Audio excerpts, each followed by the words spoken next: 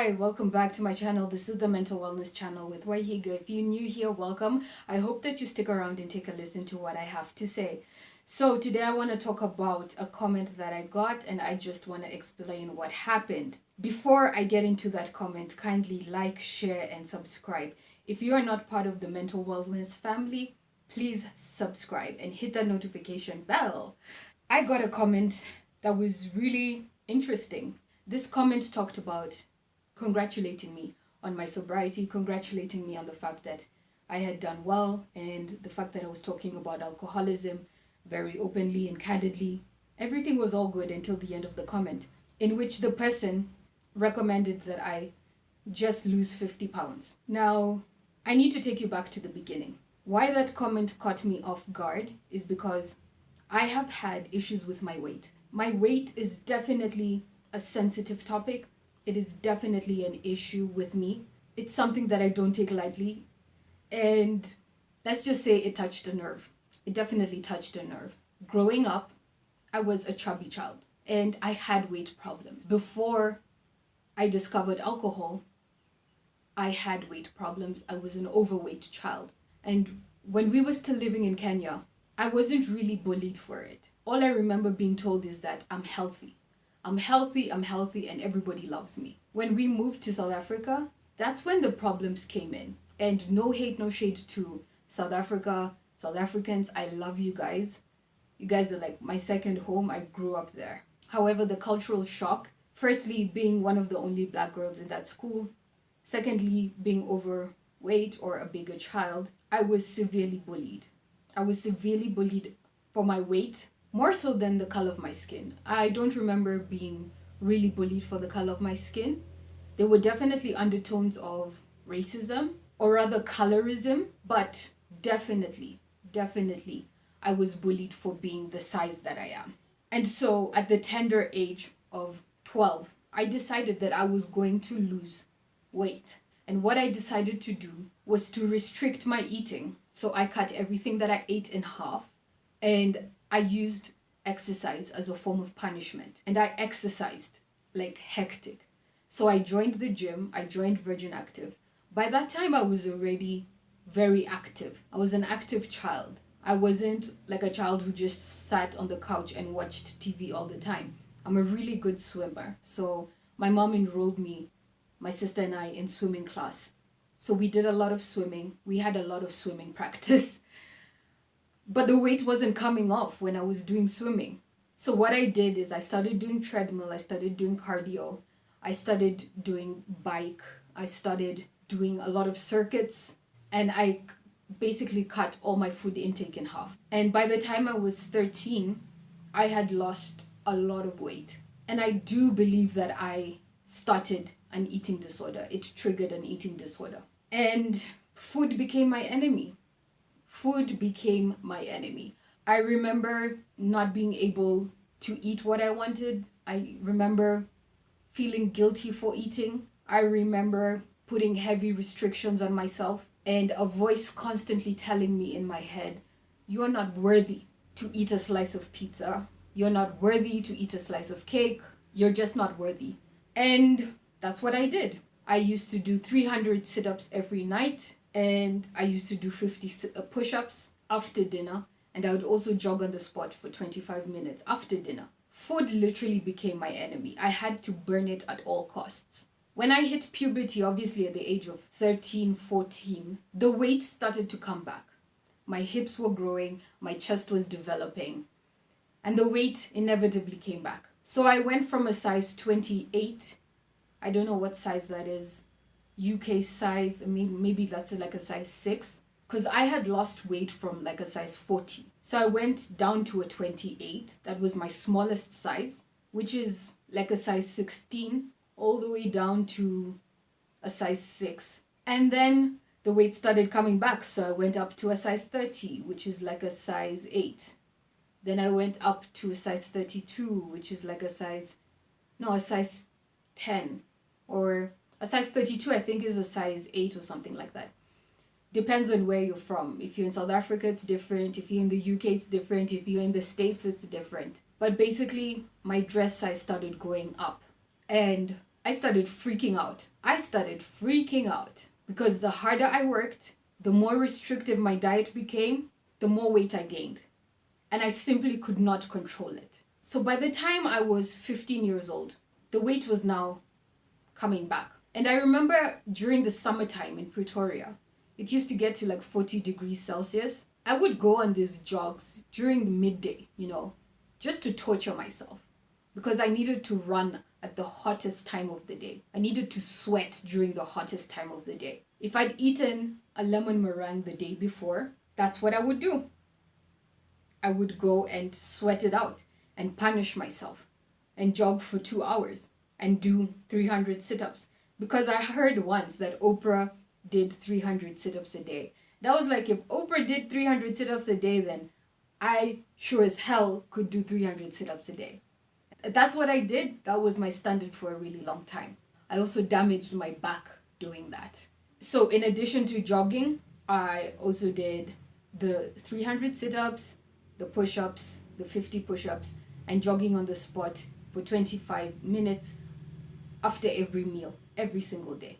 I cut out all carbs. I cut all my meals in half. So if I'd have a full cup of tea in the morning, I'd have half a cup of tea. If I had 3 Weetabix, I'd have 1.5. If I had whatever it was, I cut everything in half. I stopped eating bread. I stopped a lot of things. And the harder I fought it, the more the weight came back. So at 16, I begged my parents to get me a personal trainer because I was in this pageant that our school was having. And the fashion director who was doing it told me, you have a great walk, you have a great face, but you need to lose weight.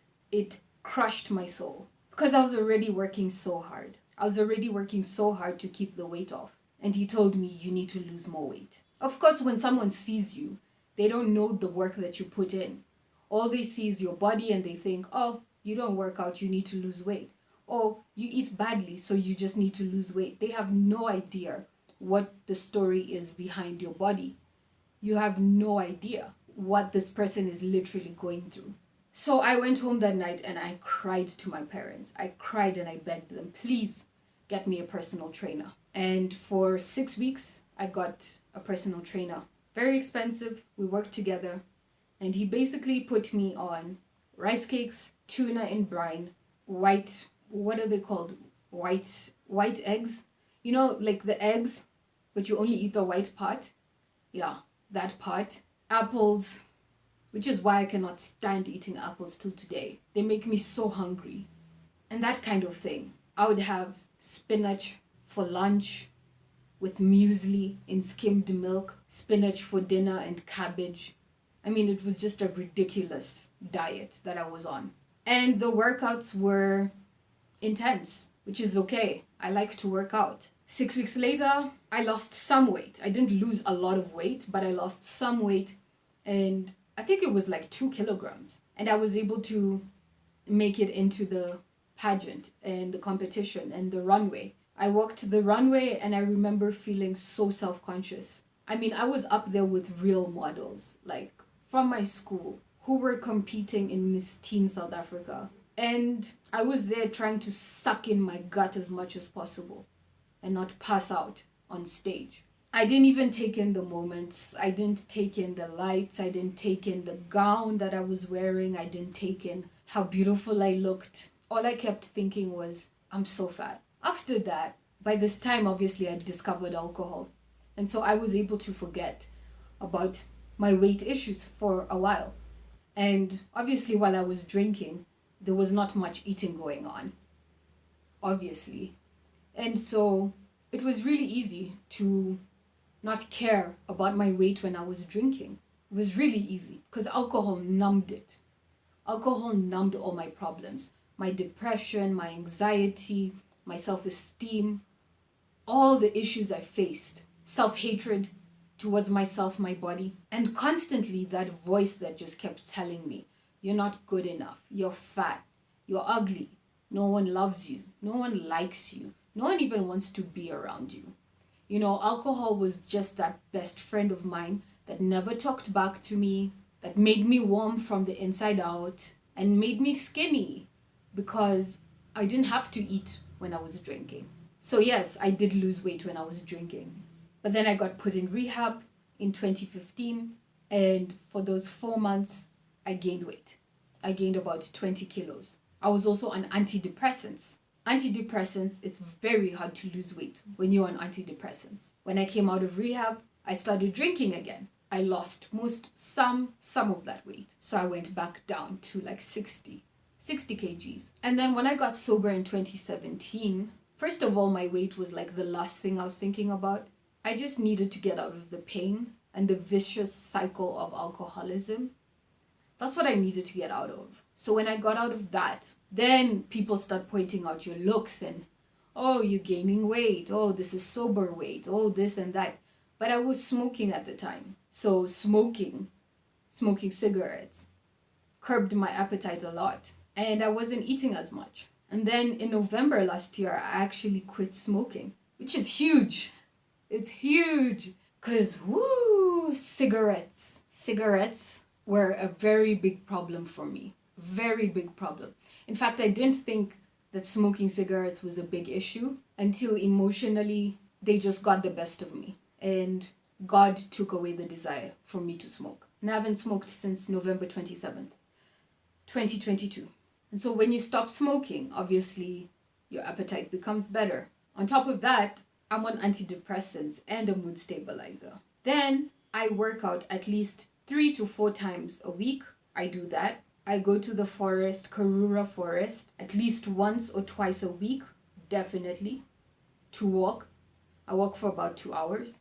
But also in my younger days, between the ages of 15 to 19, in order to stop the weight from actually coming back, what I did was actually become vegetarian. So I was vegetarian for 4 years. Anyone who knows me from that age, from 15 to 19, my family, anyone can tell you, I was a vegetarian for 4 years. I did not eat meat. I only ate fish and seafood.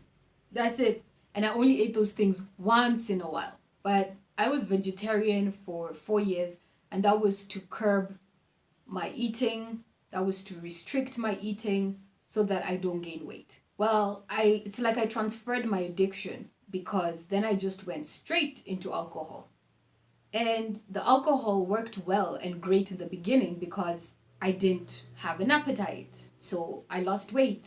I didn't have to eat as much. When all your money goes to alcohol, you don't really have a food budget. Now that I'm living a normal, sober life where I'm eating 3 square meals a day regularly, where I'm not damaging my body or putting poisons in my body, this is my normal weight. This is it. I am not going to do any sort of surgeries. I'm not going to do any sort of tummy tucks. I'm not going to do some bariatric surgeries like our favorite influencers are doing. Like, this is the body that God gave me. This is what I'm working with, and that is okay with me. I do admit it is a hard topic. And when I saw that comment, it freaked me out for like 2 days. Because 1, I'm a people pleaser, so I need to work on that. And 2, getting called out or pointed out for your weight it's not a great feeling. It's not a great feeling at all. Especially when you don't know the person and their journey and what they've gone through. So that comment definitely triggered the 12-year-old Waihiga who was struggling with food and exercise, and who has been trying to overcome that part of herself for a very long time. I've been trying to overcome that part of myself for over 15 years, but you wouldn't know that. It's not about just losing 50 pounds or just losing 25 kgs. My body isn't a BBW. My body is not going to contort and be manipulated to become like an hourglass figure. No, this is my body and this is how it looks, and I'm fine with it. And I'm proud of it. It's functioning, it works, it is strong. And it has been through hell and back, and it's still going. It's still going. I work out so that I can sleep better. I work out so that I can feel better. I work out because it's good for my mental health. I work out because it's good for my body. I don't work out so that I can look better. I did that once before and it completely backfired on me because I also suffered from body dysmorphia. When I lost all that weight as a child, I would still look in the mirror at 15 years old and I would still see fat Waihiga. Everyone was seeing skin and bones, you know? My clothes were telling me that I was smaller, but in the mirror, all I saw was my big old self. So losing weight will not change your mental state. Personally, for me, it didn't work. I've done it, so it won't work. So that's just what I wanted to share in this video. I'm learning how to accept myself, and it's a very hard journey. It's a very hard journey to accept the body that I'm in, but I'm grateful. I'm so grateful. If you would like to advertise with me, kindly send me an email at mutero.waihiga@gmail.com. If you feel that I have helped you through this video, kindly like, share, and kindly subscribe to my channel. Until the next time, goodbye.